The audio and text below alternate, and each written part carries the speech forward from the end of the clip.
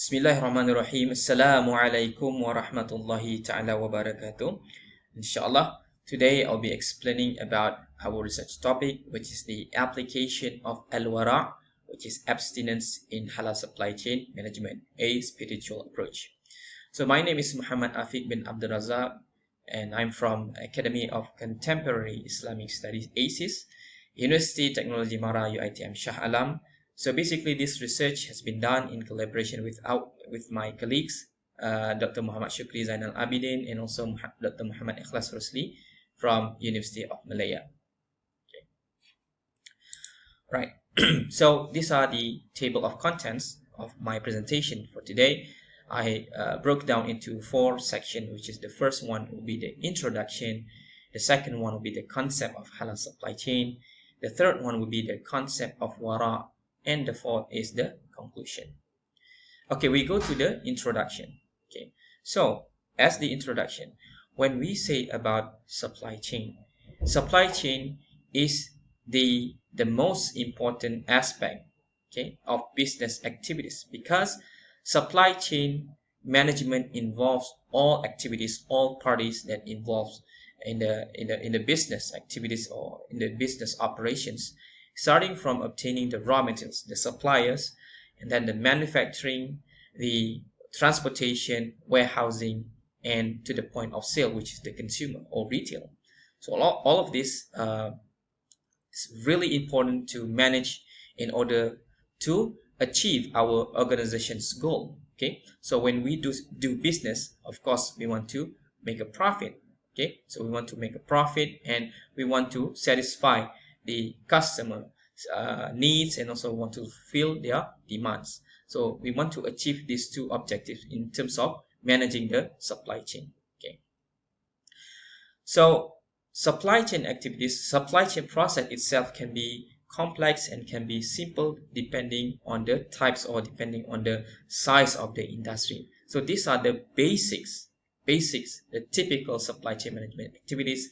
It involves sourcing, procuring, sourcing, and also procurement is the initial process, initial steps of the supply chain management, where the raw materials and the supply selection will be conducted based on the need analysis and what are the requirements that needed by the organization.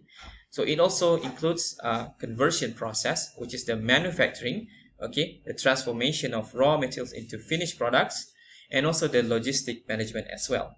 Okay, so it includes transportation and also warehousing activities. Right. So at this point, we have a clear picture about what is supply chain concept. Okay. Now we move on into concept of supply chain, halal supply chain management. Right. So principally, it's still the same. Okay, the operation is still the same. We want to do business, we want to get a profit, and also we want to ensure that our customer is satisfied with our products and also our services.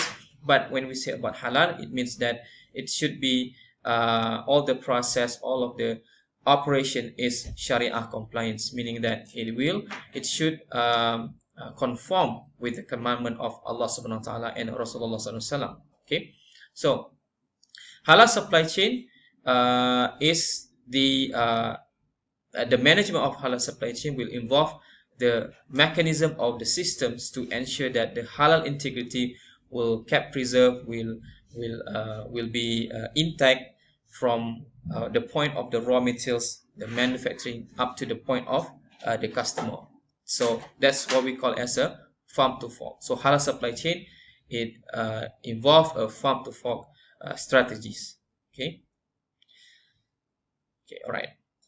So according to the literature, there is a lot of concept, there's a lot of definitions provided by the scholars regarding halal supply chain management.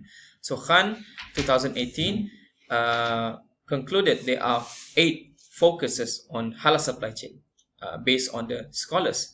So the focuses are on the halal focus, the tayyib focus, the stakeholder focus, the farm to fork, the flow, coordination, performance, efficiency, and also value creation. So every definition, every concept have their own highlights, but they share the same principles, which is to ensure that all of the operations are Sharia compliant, okay, throughout the supply chain process. Okay, let's move on into the concept of wara. So this is the core of this research, that we want to embed the principles of wara coming from the teaching of tasawwuf or tazkiyatun nafs into halal supply chain management. Okay, all right.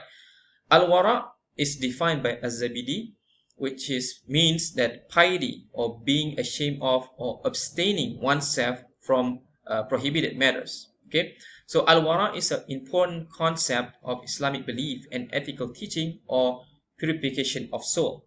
Okay, so al-wara refers to a quality that refraining oneself from associating with prohibited or haram or even uncertain or shubha acts. Okay, so of course, there's in terms of Islamic jurisprudence, there are things that prohibited by Allah subhanahu wa ta'ala, and there are things that are permitted by Allah subhanahu wa ta'ala. So it is important for a Muslim to aware of these things and to avoid themselves from committing such acts, because they will be accounted with sin.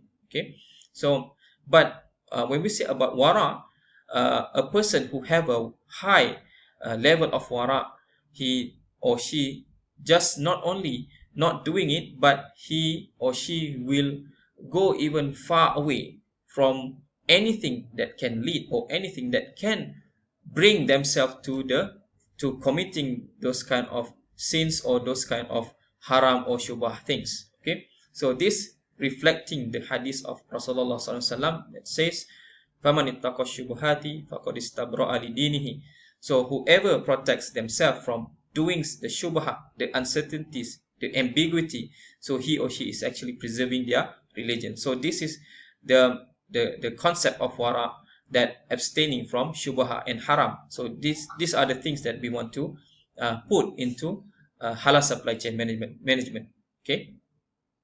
So according to Al-Ghazali, based on his work, Ihya Ulumuddin, so there are 4 levels of wara, which is the highest one is the wara as-sadiqin, the second highest is wara al-muttaqin, and then wara as-salihin, and the 4th one is the wara al-udun. So based on these levels, we can embed this concept of wara approach into the supply chain management, which involves the decision making phases that includes sourcing, procurement, conversion, and also logistic management that we have been explaining earlier, in order to achieve what we call as a total halal compliance. And this is the best practice. Okay, for example, we want to choose a supplier for our product. We, of course, by using the approach of al-wara, we will ensure that the process of the selection does not involve any act that can leads to haram and also shubha elements. Okay, so in short, we based on our understanding regarding the concept of wara provided by the scholars, provided by Al-Ghazali, okay, so we can conclude, okay, that wara based decision making criteria in terms of halal supply chain management can involve these criteria. The first one should involve halal certified. For example, in dealing with supplier, so we want to choose supplier that that having a halal certified products, and it also should include a good Muslim welfare practice. It operates a Sharia compliance transaction, okay, and the organization produce zakat, okay, and also the business itself doesn't involve any investment or affiliation with haram industry or any cause that related to towards Muslims, or oppression towards Muslims. Okay, and the last but not least, the conclusion for this presentation. So empowering halal supply chain management approach has become more important than ever before, because the demand is on increasing, because the total population number of Muslims, global Muslim, has been increasing each year. Okay, since many approaches in halal supply chain management focuses on the practical aspect and in compliance to the existing standard, it is also important to put highlight on spiritual based approach, which is al-wara. Al-wara is focusing on the development of the spiritual from the heart, okay, that stem profoundly into the commitment of an organization in achieving total halal compliance throughout all supply chain levels.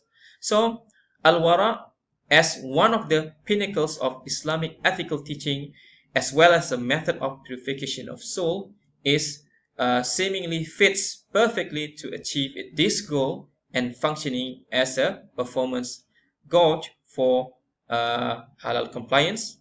And we have been proposed a framework, okay, on how Al-Wara concept can be applied into halal supply chain management. Okay, but a further studies, a meticulous, more empirical studies need to be conducted in order to improve the framework that we have been proposed, as well as the characterization or criterization, the detailing of the criteria of each level of wara, whether it's wara al-udul, wara as-salihin, al-muttaqin, wara as-sadiqin, with the cooperation of halal supply chain. Okay, so that's all for me for my presentation for today. Thank you very much for your attention. Jazakumullah khair. Thank you very much. Assalamualaikum warahmatullahi ta'ala wabarakatuh.